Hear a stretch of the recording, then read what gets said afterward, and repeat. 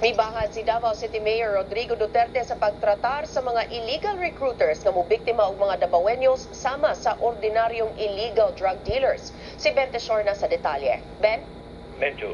Sa iyang weekly television program, si Mayor Rodrigo Duterte nasagmuyo nga daghan gihapong Davaoenos na biktima sa mga illegal recruiters.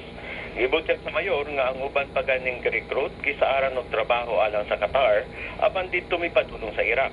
Matod sa mayor, dili niya pasagdan ng mga illegal recruiters nga mangwarta og mobiktima sa mga Davaoenos.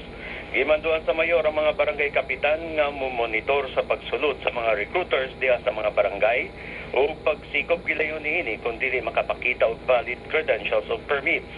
May hatag og warning ang mayor sa mga illegal recruiters nga ang Davao City usa ka peligrosong dapit alang sa mga kriminal.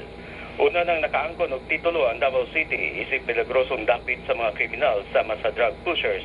Kinsa gipamatay sa mga sakop sa gituhang Davao Death Squad. Hinoon mga otoridad wala opisyal motumbok sa mga pagpamatay ngadto sa DDS kundi giisip lang kini nga hinimuan sa managribal nga mga crime groups. Medyo. Daghang salamat Ben Tesorna reporting gikan Davao City.